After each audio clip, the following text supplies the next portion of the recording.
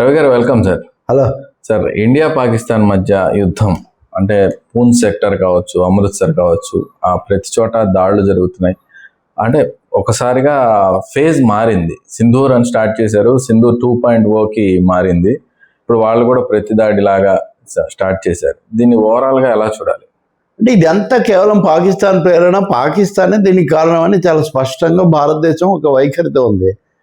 మీరు అన్నట్టు ఇప్పుడు అమృత్సర్ లేకపోతే జమ్మూ దగ్గర ఇవన్నీ వాళ్ళు చేయబట్టి మేము ప్రతి దాడి, మొట్టమొదటిది టెర్రరిస్టు దాడి మమ్మల్ని చేసి అమానుషంగా చంపారు కాబట్టి టెర్రరిస్టు స్థావరాల మీదే మేము దాడి చేసాం, కానీ మేము యుద్ధం చేసాము, పాకిస్తాన్కు పాఠం చెప్పాము అలా మాట్లాడలేదు భారతదేశం కానీ సైన్యం కానీ. వాళ్ళు చెప్తుందంటే టెర్రరిస్టు టార్గెట్స్ను ఐడెంటిఫై చేసి డెడ్లీ ప్రిసిషన్తో వాటిని దెబ్బ కొడతాము అని. మొదట 9 కొట్టారు.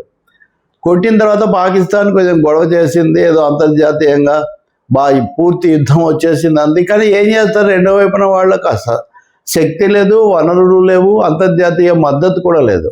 వాళ్ళు పౌర హత్యాకాండకు, పర్యాటకుల హత్యాకాండకు పాల్పడిన తర్వాత ప్రపంచం బలపరచడం లేదు. ఇంకోటి ప్రమోద్, అక్కడ ఈ పాకిస్తాన్ అన్నది 1980లో ఆఫ్ఘనిస్తాన్ సమస్య వచ్చినప్పటి నుంచి రకరకాల ఇస్లామిక్ ఉగ్రవాదులకు అది బ్రీడింగ్ గ్రౌండ్ లాగా, నర్సరీ లాగా ఉంది. కాబట్టి అనేక ఇస్లామిక్ దేశాలు కూడా ఈ సమస్య బెడద నుంచి ఎట్లా బయటపడాలి అనే ఒక యూరోపియన్ దేశాలు కానీ ఉన్నాయి. అందుకని భారతదేశంలోని పెద్ద దేశం, కొంత బాధ్యత కలిగిన దేశం చేసింది అనే ఒక ప్రచ్ఛన్నమైన మౌన మద్దతు భారతదేశానికి చాలా ఎక్కువగా ఉంది.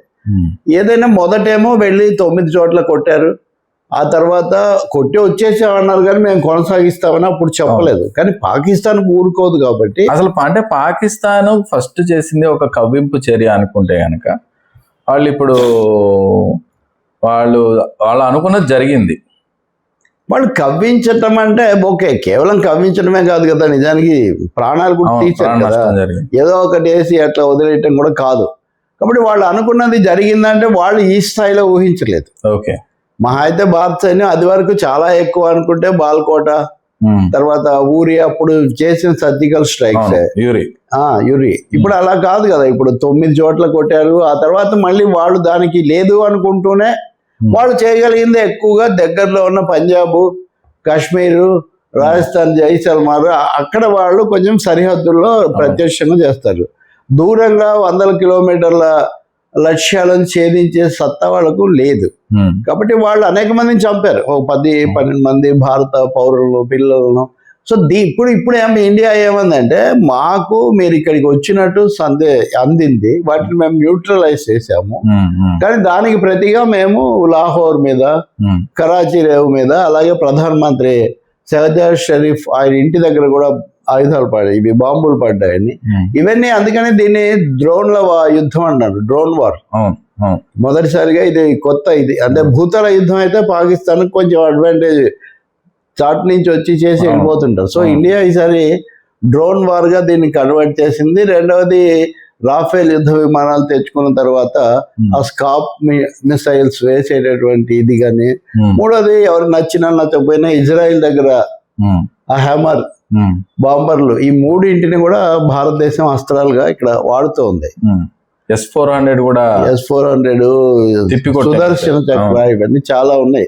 సో భారతదేశం ఆయుధాలు ముఖ్యంగా పైనుంచి దాడి చేసేవి. అందుకే మీరు చూస్తే ప్రధానమంత్రి మోదీ ఈ దళాలతో ఎక్కువగా, నౌకా దళంతో, వైమానిక దళంతో ఎక్కువగా ఇంటరాక్ట్ అవ్వడం కూడా మనం చూస్తాం. కాబట్టి భారతదేశం బాగా సన్నద్ధంగా ఉంది, సమాయత్తమైంది, ఆయుధాలు కూడా సమకూర్చుకుంది.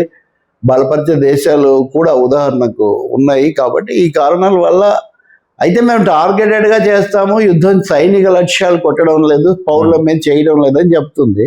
కానీ యుద్ధం విస్తరించిన కొద్దీ తప్పకుండా అక్కడ అటు ఇటు జరుగుతాయి కదా.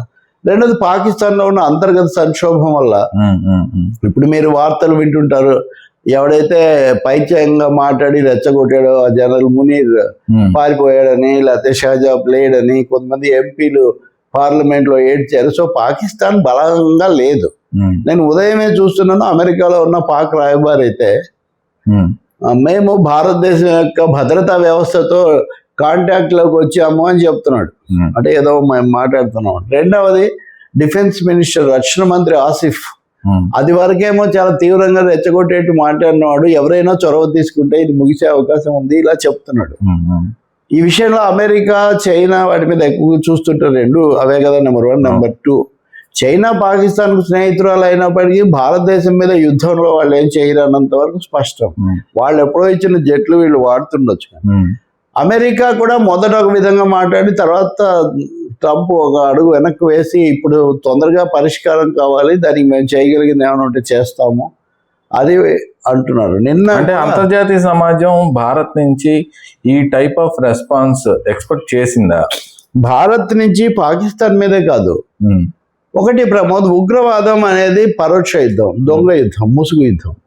మీరు ఉగ్రవాదులను శిక్షణ ఇచ్చి పంపించి వాళ్ళు వెళ్ళి మెరుపు దాడులు చేసి హత్యలు చేసి వెళ్ళిపోతారు. మీరు ఎవరితో యుద్ధం చేస్తారు?